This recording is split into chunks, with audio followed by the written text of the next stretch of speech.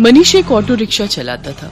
जब वो 15 साल का था तब उसके पिता का देहांत हो गया। इसी कारण मनीष को ही घर की जिम्मेदारी उठानी पड़ी और कॉलेज की पढ़ाई छोड़कर पिता की ऑटो चलाने का काम मनीष ने संभाल लिया। मनीष की बड़ी बहन सुलेखा की शादी में जो उसके पिता ने कर्जा लिया था, उसे उतारने के लिए मनीष ने अपना घर भी बेच दिया और माँ के साथ किराए के घर में रहने लगा। मनीष की बड़ी बहन अपने ससुराल में खुश है। इस बात की उसे बहुत तसल्ली है। माँ, सुलेखा दीदी का मेरे मोबाइल पर फोन आया है, तुम बात कर लो, फिर मैं ऑटो लेकर काम पर निकलता हूँ। हेलो सुलेखा दीदी, ये लो माँ से बात करो। हाँ बेटी, अपना ध्यान रखा कर, खूब खाया पिया कर, इससे बच्चे की सेहत पर अच्छा असर होगा। अब बस यही इच्छा है कि जल्दी से मैं नानी बन जाऊं और मनीष मामा। हाँ वो तो है, अब मामी कहलवाने वाली बस आ जाए तो मैं सुकून से तीर्थ यात्रा पर निकल जाऊंगी। नहीं नहीं, अपने नाती पोतों को खिलाकर ही तीर्थ यात्रा पर जाऊंगी। माँ, बस मनीष के लिए अच्छी सी लड़की ढूंढ लो जो घर संभाल ले। माँ, मुझे देर हो रही है, बाद में बात कर लेना। अच्छा सुलेखा, मैं तेरे से बाद में बात करती हूँ, मनीष को देर हो रही है। मनीष ऑटो लेकर काम पर निकलता है। उसे पहले ही बहुत देर हो चुकी थी, पर रास्ते में जाम भी बहुत था। वो सवारी का इंतजार कर रहा था, तभी उसका एक साथी जो उसकी तरह ऑटो चलाता था, वो किसी लड़की से झगड़ रहा था। अरे देखिए मैडम, ऐसा थोड़ी होता है? जब आपने मुझे यहाँ छोड़ने के लिए पैसे तय किए हैं तो चुपचाप मेरे पैसे दे दो ना। भैया, मैंने आपको बोला ना, मेरा पर्स रास्ते में कहीं गिर गया। मेरा मोबाइल फोन भी उसी में है और सारे पैसे भी। मेरा पर्स कहीं नहीं मिला। मैं तुम्हें बोल रही हूँ ना, मुझे अपना नंबर दे दो, मैं तुम्हारे नंबर पर पैसे भेज दूंगी। अभी मुझे देर हो रही है, मुझे सामने होटल में एक फंक्शन में पहुंचना है। क्या हुआ निरंजन, लड़ क्यों रहे हो सुबह सुबह? अरे देखना यार, सुबह सुबह पहली सवारी मिली और वो भी मुझे पैसे देने के लिए मना कर रही है। इन मैडम का पर्स कहीं खो गया है और मुझसे कह रही है कि पैसे बाद में देंगी। अरे ऐसा थोड़ी होता है भाई। कोई बात नहीं निरंजन, कभी कभी किसी की परेशानी को भी समझना चाहिए। एक काम कर, तेरे कितने पैसे बने? मैं दे देता हूँ, ये मैडम मुझे बाद में दे देंगी। मनीष निरंजन को ऑटो के 200 रुपए दे देता है। थैंक यू सो मच, मेरा नाम अर्चना है। आप मुझे अपना नंबर दे दो, मैं आपके नंबर पर ऑनलाइन पेमेंट भेज दूंगी। बाकी अगर मुझे देर ना होती तो मैं आपको अभी पैसे दे देती। अब कोई बात नहीं मैम, ये लीजिए मेरा नंबर। अर्चना नाम की वो लड़की मनीष का मोबाइल नंबर ले लेती है और अगले दिन मनीष के मोबाइल पर पैसे ट्रांसफर कर देती है। आपके पैसे मैंने अकाउंट में भेज दिए हैं, आप चेक कर लीजिए। और कल के लिए एक बार फिर से थैंक यू, आपने अनजान होकर भी मेरी मदद की। अर्चना और मनीष बात करने लगते हैं। अर्चना को मनीष से बात करना बहुत अच्छा लग रहा था। उसके बाद एक दो बार अर्चना की मुलाकात मार्केट में मनीष से हो ही जाती है। धीरे धीरे दोनों दोस्त बन जाते हैं। मनीष को पता चलता है कि अर्चना एक बहुत ही अमीर खानदान की लड़की है, तो वो उसे समझाता है। अर्चना, तुम बहुत ही अमीर खानदान की लड़की हो, तुम में और मेरे में जमीन आसमान का फर्क है। मैं एक मामूली ऑटो रिक्शा चलाने वाला गरीब लड़का हूँ। तुम्हारा और मेरा यूं दोस्ती रखना ठीक नहीं है, प्लीज तुम मुझसे मत मिलो। तुम ना मिलने की बात कर रहे हो, पर आज तो मैं तुम्हें अपने प्यार का इजहार करने आई थी। मैं तुम्हें बहुत पसंद करती हूँ मनीष। मैं अपनी आगे आने वाली पूरी लाइफ तुम्हारे साथ मिलकर जीना चाहती हूँ। कहते कहते अर्चना फूट फूट कर रोने लगती है और मनीष उसे गले लगा लेता है। अर्चना अपने मम्मी पापा से इस बारे में बात करती है और जबरदस्ती मनीष से शादी करने के लिए मना लेती है। इधर मनीष भी अपनी माँ और बहन से इस बारे में बात करता है और एक शुभ मुहूर्त में दोनों की शादी हो जाती है। अर्चना का स्वभाव बहुत अच्छा था। उसे इस बात से कोई फर्क नहीं पड़ता था कि उसकी ससुराल गरीब है, ना ही उसने कभी इस बात की कोई शिकायत की। अर्चना, तुम मेरे साथ शादी करके खुश तो हो ना? हाँ मनीष, मैंने तुम्हें दिल से प्यार किया है। मैं तुम्हारे साथ बहुत खुश हूँ। माँ जी, सुलेखा दीदी सब मुझे कितना प्यार करते हैं। मुझे तो महसूस ही नहीं हुआ कि मैं अपना घर छोड़कर आई हूँ। तभी अर्चना की सास भी आ जाती है। जीती रहो बहू, हम बहुत भाग्यशाली हैं कि इस घर को तुम्हारे जैसी बहू मिली। अर्चना भाभी, ये देखो, मैं आपके लिए नई साड़ी लाई हूँ। आज आप शाम को कीर्तन में यही पहनना। सुलेखा दीदी, ये साड़ी तो बहुत सुंदर है, ठीक है, पर एक शर्त पर। आज आप मुझे खुद तैयार करोगे, प्रॉमिस? अर्चना की बातें सुनकर सुलेखा की आंखों में आंसू आ जाते हैं। उसने कभी सोचा ही नहीं था कि उसे इतनी प्यारी भाभी से इतना प्यार और सम्मान मिलेगा। सचमुच कुछ ही दिनों में अर्चना ने सबके दिल में एक अलग जगह बना ली। अब तो अर्चना के बिना कोई भी नहीं रहता था। सुलेखा के बेटा पैदा होता है। इधर अर्चना भी गर्भवती हो जाती है। अर्चना के मां बनने के बारे में जब उसके मम्मी पापा को पता चलता है तो वो उसे मिलने के लिए उसके ससुराल आते हैं, पर अर्चना का घर देखकर दोनों ही मुंह बनाने लगते हैं। अर्चना, तुम अपने मम्मी पापा के पास बैठो, रसोई से चाय और नाश्ता मैं ले आती हूँ। क्या बात है अर्चना, तुम इस हालत में भी घर के काम खुद ही करती हो? तुम्हारे घर में कोई नौकर चाकर नहीं है क्या? कैसी बातें करती हो ललिता तुम जानती भी हो तुम्हारी बेटी किस घर में ब्याही है। यहाँ 2 वक्त की रोटी खाने के लिए भी सोचना पड़ता है।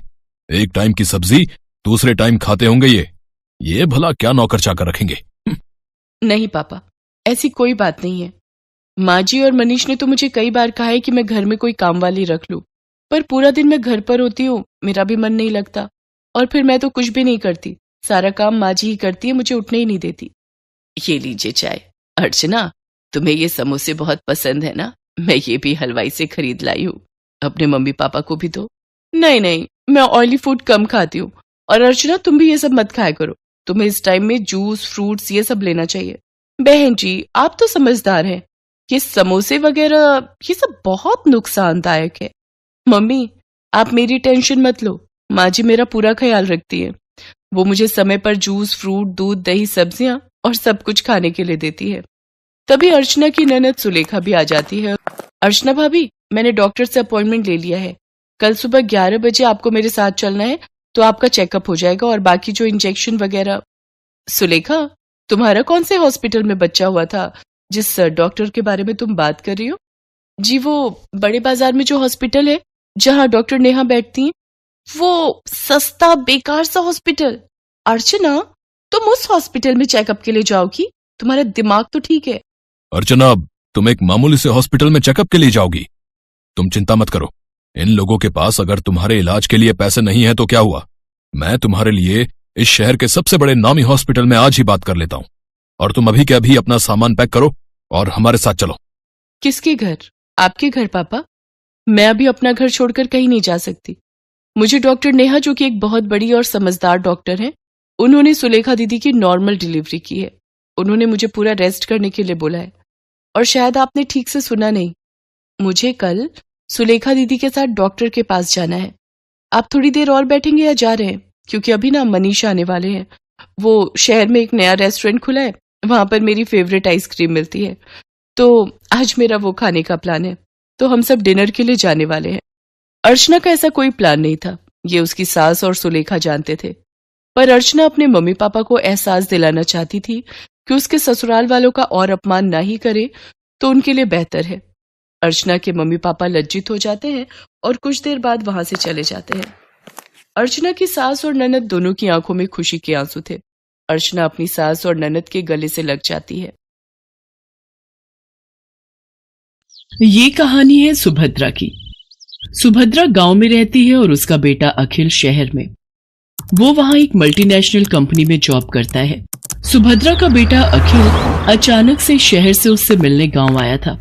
बेटे को देखकर वो बहुत खुश हुई और फिर से वही शिकायतें उसकी शुरू हो गई जो हर माँ की होती हैं। कैसी शक्ल बनाकर रखी है तूने, कितना दुबला हो गया रे तू। अरे खाना पीना ठीक से खाता नहीं है क्या? बहुत काम करवाते हैं क्या ऑफिस वाले? अरे माँ, कहाँ दुबला हुआ हूँ, वैसा ही तो हूँ। पता नहीं यार माँ की आंख ऐसी क्यों होती है, उसे अपना बच्चा दुबला ही दिखता है। तुझसे तो बोलना ही बेकार है। सुन, तू हाथ मुंह धो ले, मैं तेरे लिए आलू के पराठे बनाकर लाती हूँ। सुभद्रा रसोई में जाने लगी तो अखिल ने अपनी माँ का हाथ पकड़कर उसे सोफे पर बिठा लिया और कहा, अरे माँ ये सब छोड़, मुझे तुमसे कुछ बहुत जरूरी बात करनी है। ये सुनकर सुभद्रा की आंखों में चमक आ गई और उसने खुश होकर उससे पूछा, क्या बात करनी है बेटा? शादी के बारे में? तू तैयार है? रुक, मैं तुझे कुछ दिखाती हूँ। सुभद्रा ने सोफे के पास रखे टेबल से कुछ लिफाफे निकाले और उससे लड़कियों की तस्वीर निकालकर अखिल को दिखाने लगी। बोल, कौन सी है तुझे पसंद? अखिल ने उन तस्वीरों को बेमन से देखा और माँ से कहा, माँ मुझे इनमें से कोई भी पसंद नहीं है। क्या बोल रहा है तू? सारी इतनी सुंदर हैं, पढ़ी लिखी भी हैं। तब अखिल ने अपनी माँ से जो बात कही उसे सुनकर उनके चेहरे पर चमक आ गई।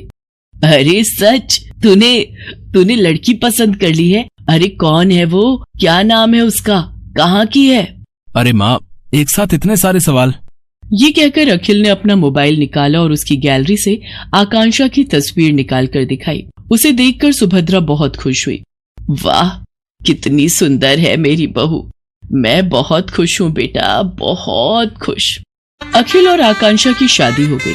जब वो पहली बार उसे लेकर घर आया तो सुभद्रा द्वार पर उसकी आरती उतार रही थी, तो आकांक्षा को ये सब पसंद नहीं आ रहा था। आकांक्षा शहर में रहने वाली मॉडर्न ख्यालों की लड़की थी। उसने सुभद्रा से कहा, क्या मम्मी जी, अब ये सब कौन करता है? अरे क्यों नहीं करता, सभी करते हैं। लक्ष्मी हो तुम मेरे घर की, और लक्ष्मी का स्वागत तो ऐसे ही किया जाता है। सुभद्रा की बातों को सुनकर आकांक्षा ने अपना मुंह बना लिया। अखिल चाहता था कि आकांक्षा थोड़े दिन माँ के साथ रहे, क्योंकि उसकी कंपनी वाले उसे देश से बाहर भेजने वाले थे। आकांक्षा ने भी कभी गांव देखा नहीं था, इसलिए उसने अखिल की बात टाली भी नहीं। ठीक है बाबा, लेकिन जल्दी आ जाना, मैं यहाँ अकेले बोर हो जाऊंगी। अखिल शहर चला गया। एक दिन की बात है, सुबह का समय था। आकांक्षा अपने कमरे में सोई हुई थी। सुभद्रा घंटी बजाते हुए पूजा कर रही थी। घंटी की आवाज से आकांक्षा डिस्टर्ब हो रही थी। वो गुस्से में बाहर आई और सुभद्रा से कहा, क्या मम्मी जी, सुबह सुबह इतना शोर क्यों कर रही हैं आप? ऐसा नहीं कहते बहू, मैं पूजा कर रही हूँ और अब तो सुबह के 7 बज गए। 7 बज गए तो मैं क्या करूँ? मुझे आप जैसे गवारों की तरह जल्दी उठने की आदत नहीं है। चलिए अब बंद करिए ये सब और मुझे सोने दीजिए। सुभद्रा को अपनी बहू की बात बहुत बुरी लगी, लेकिन वो चुप रह गई और खुद को ही दोष देने लगी।